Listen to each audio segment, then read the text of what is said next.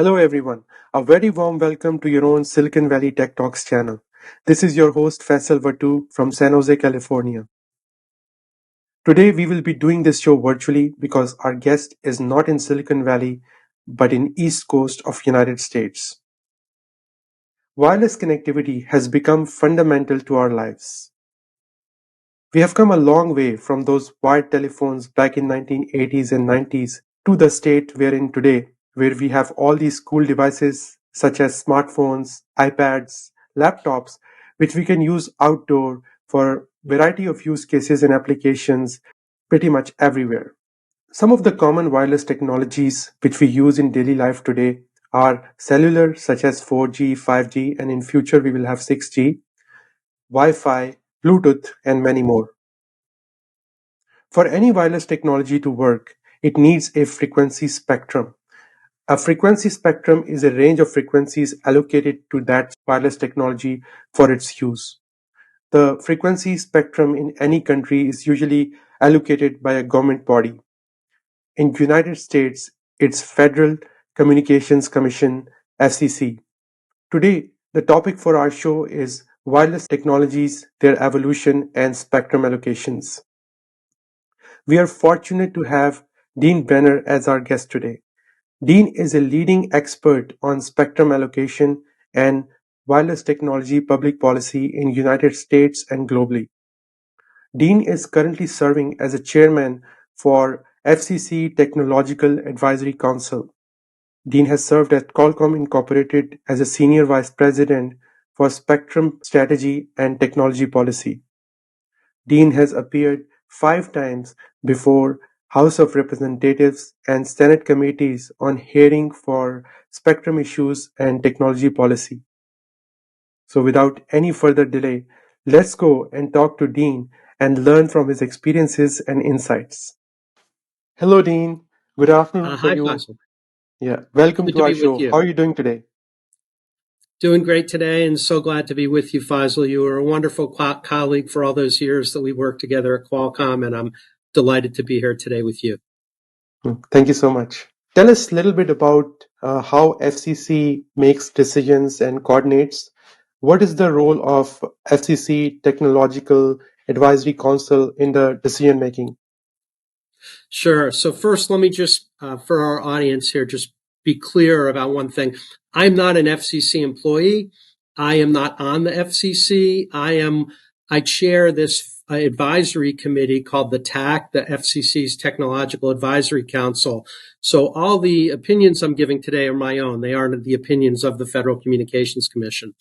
So here in the United States, we have a bifurcated framework for how spectrum is regulated. So all the spectrum that commercial entities use is regulated by the Federal Communications Commission. The FCC was set up by Congress in the Communications Act of 1934 as an independent agency. So President Biden, he can't order the FCC to do something or not to do something. The FCC's job is to look at the statutes that Congress has passed and to implement the laws that Congress has passed. And the FCC has volumes of rules and regulations. And again, it's all relating to the commercial spectrum. Now, we have a whole separate regulatory framework for the spectrum that the U.S. government uses. Almost every part of the U.S. government, ranging from the Agriculture Department, Homeland Security, the FBI, every part of the government you can think of, they use spectrum too. The FCC doesn't regulate their spectrum at all. Instead, that spectrum is regulated by the Department of Commerce, an agency within the Department of Commerce called NTIA, the National Telecommunications and Information Administration. 2 agencies, the head of the FCC, the chairwoman of the FCC, and the administrator of NTIA, they have signed a memorandum of understanding, and they obviously consult with one another and moving forward with a coherent, unified national spectrum policy. So many years ago, the FCC decided that, hey, we should get some outside advice. So they created a group called the Technological Advisory Council. So I became chairman of the TAC. We call it the TAC last year, and I was asked by Chairwoman Rosenworcel to focus our efforts on planning for 6G. 6G is, on the planning horizon. Planning for it is just really in the initial stage. It's probably going to be fully formed in the 2030 timeframe. Usually these Gs have about a 10-year lifespan. 5G really was rolled out a little bit earlier than anticipated, but in the 2019, 2020 timeframe. So we're actually the first part of the U.S. government that's begun, and it's a very early stage. These are still thoughts on a whiteboard, but we've begun convening meetings and getting input and tracking what's going around the world so that the folks at the FCC, the regulators at the FCC, have up-to-date information. The TAC, we do some other things as well, but really that is the charge that I was given by Chairwoman Rosenworcel, and it's very, very interesting, and I'm honored to have this role. Tell us a little bit about which spectrum 6G will potentially use. Will 6G have similar fragmentation as we saw in 5G? For example, in 5G, we saw in US we had millimeter wave, low bands, and some sub-6. Europe was primarily sub-6. China had different flavor of sub-6 and then some millimeter wave. Similarly, Korea and so on. And these spectrum fragmentations add complexity and cost to device and network ecosystem. So going forward in 6G, is FCC planning to coordinate with ITU to make sure we can have a global harmony in spectrum planning for future technologies? So that's a great question. 5G actually has a lot less spectrum fragmentation than 4G and 3G did. And the reason for that is that in 3G and 4G, the spectrum in the United States and around the world was in pretty narrow slivers. So what happened is you get this full array of narrow slivers, and then, inevitably you have different approaches to different slivers, region to region, country to country. And so for 3G and 4G, we really did have relatively high degree of fragmentation. So again, it's early days for 6G, but I think one of the things that we're already seeing with 6G and just thinking out loud and whiteboarding about spectrum is, you have to it's like Wayne Gretzky, you have to skate where the puck is, right? So there aren't that many opportunities in the very low band spectrum. So where we would have these tiny one-off slivers, that doesn't seem to be very common for 6G anywhere in the world. So really what we can say about spectrum for 6G is sort of clusters. So, here in the United States, we still have mid-band, what we call mid-band spectrum, 3.1 to 3.45 gigahertz. It's spectrum that the Defense Department has allocated by the federal government. And the question, which is there have been studies by both the Defense Department and the Commerce Department for a long period of time, either through one of these sharing techniques that we've adopted or by, moving to other spectrum, how much of that 325 megahertz of spectrum could be freed up. Actually, you might have heard, Faisal, about the infrastructure bill that passed in 2021. The infrastructure bill actually directs the Commerce Department to make and to work with the DoD and Commerce to work together to come up with a plan. And funny, they say the spectrum can't be auctioned any earlier than the end of November of 2024. So we have an opportunity in that band. How that is going to play out globally, way too early to say. Then in the 7 to 24 gigahertz range, there are different pockets of spectrum that have been targeted, some in the United States. For example, the FCC already is moving forward in the preliminary stage with looking at 12.75 gigahertz to 13.25 gigahertz. So this is spectrum. It's not as high up as millimeter wave, but it's not as low as the old low spectrum bands. So there's a number of other bands, both in the United States and around the world there. Then there is still millimeter wave spectrum that hasn't been utilized yet. In fact, just recently, the FCC asked for comment about 500 megahertz, which to you and me, that's a lot of spectrum, in the 42 gigahertz band, which is going to have to involve some sharing.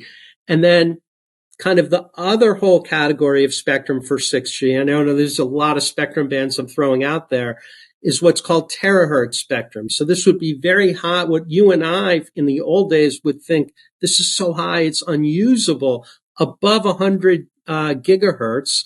So very, very short range communication, lots of technical challenges. It does seem that these three pockets in the below 7 gigahertz, 7 to 24 millimeter wave, those three, and then something in terahertz. That seems to be where the emphasis is for 6G so far.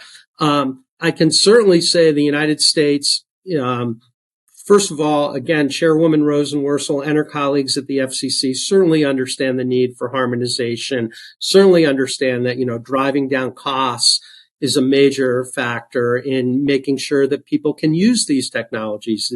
If the technology is too expensive, that's just going to mean the American people the take up will be much slower. So spectrum harmonization, very important. FCC is fully engaged in, and so is the State Department and the Commerce Department in the World Radio Conference in November of 2023. There'll be another WRC.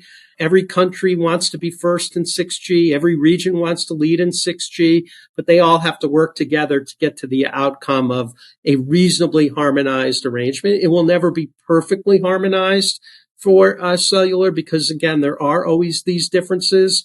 Looks like, for example, China is moving forward with licensing the upper 6 gigahertz band. In the United States, we had already designated that and have rules for that as a fully unlicensed band. And that'll be a major issue of contention at the WRC in November.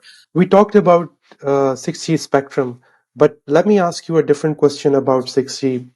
Do you expect 6G to be incremental to 5G in terms of features and capabilities? Or do you expect 6G to have more disruptive innovations in wireless?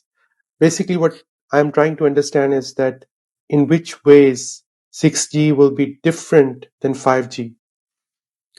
So you've put your finger on the absolutely crucial question, in my opinion, Faisal. Here's how I look at it. If 6G is not disruptive, why are companies going to spend tens of billions of dollars on its deployment?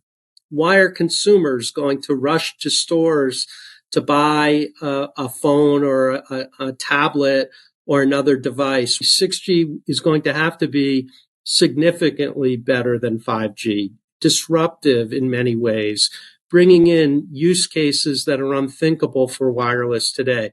Of course, that's at the very highest level. The details, how exactly is that going to play out, I think is very, unclear, too soon to tell. There will certainly be, by the way, a sustainability aspect to 6G. Sustainability is driving so much around us, especially, here it is in July. Yesterday was the hottest day in American history, I think.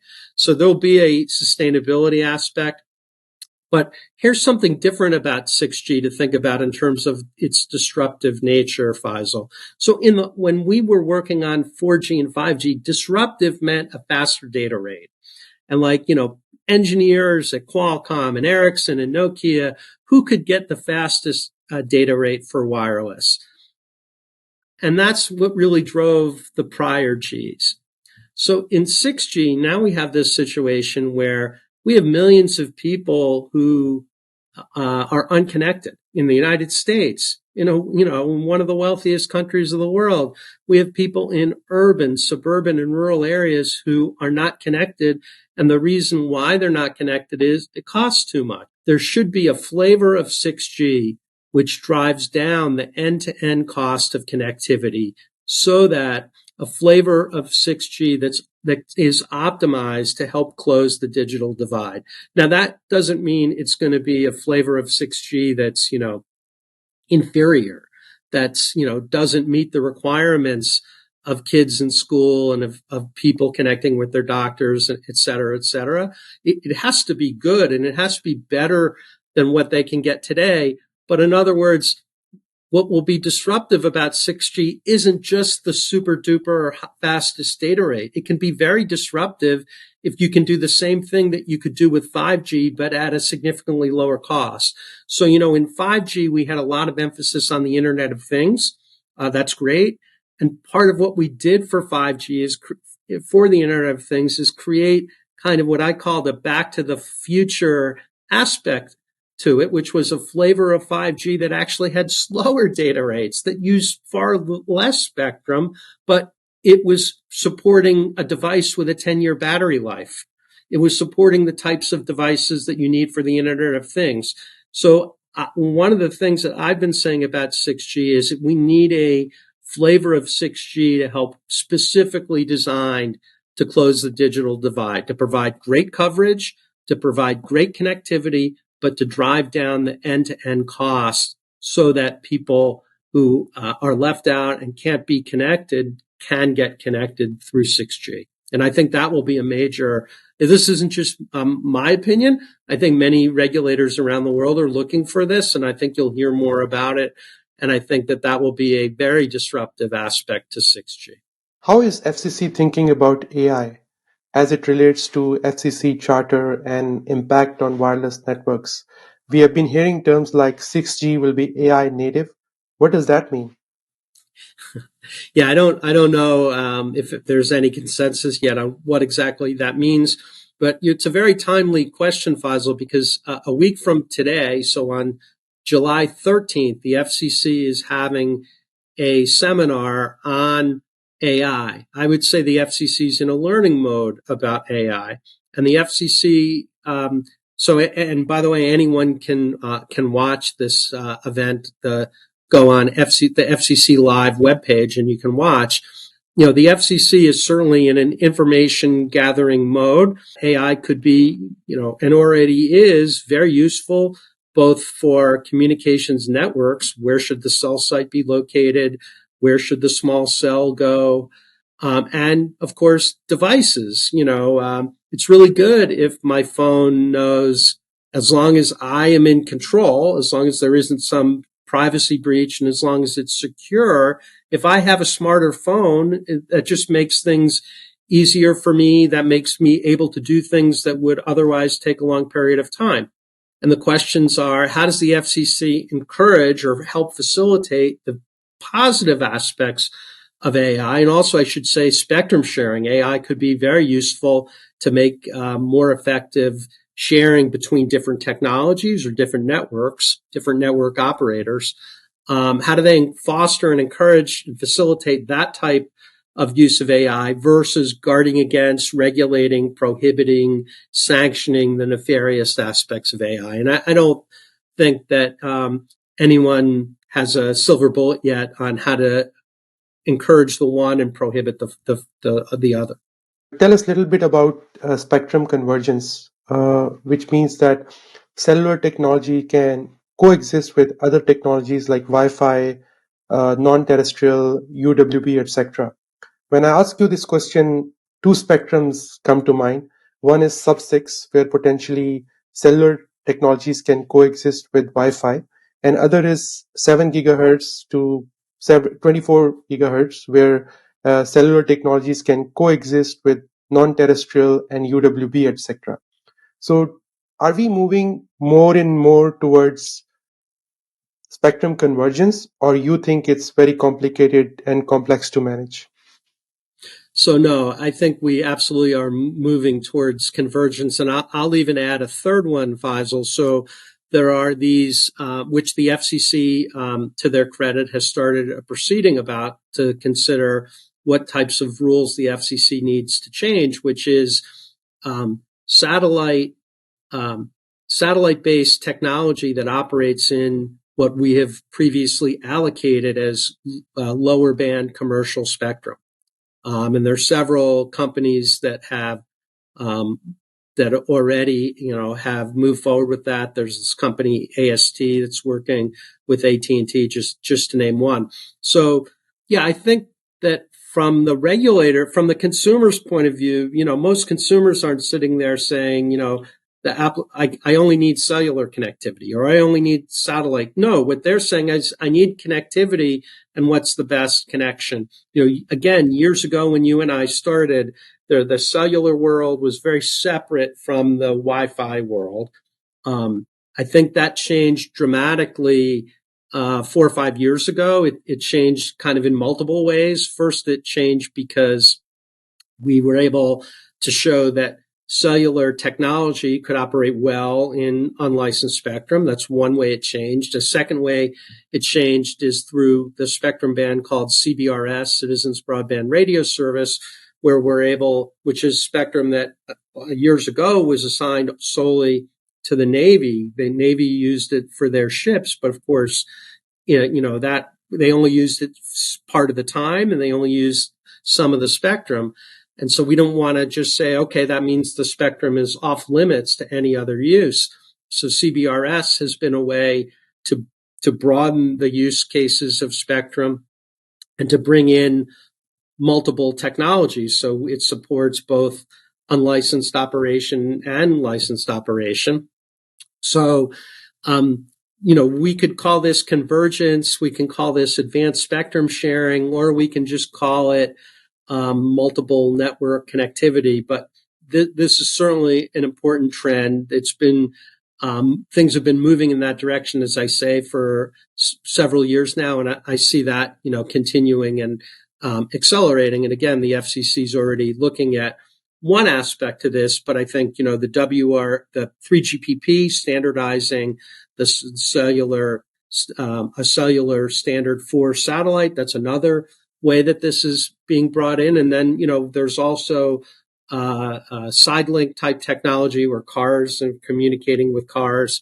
That's another example of a new use that it doesn't fit into our old existing paradigm where spectrum is either cellular or it's Wi-Fi or another form of unlicensed. So yeah, I see this convergence accelerating. Dean, thank you so much for joining our show.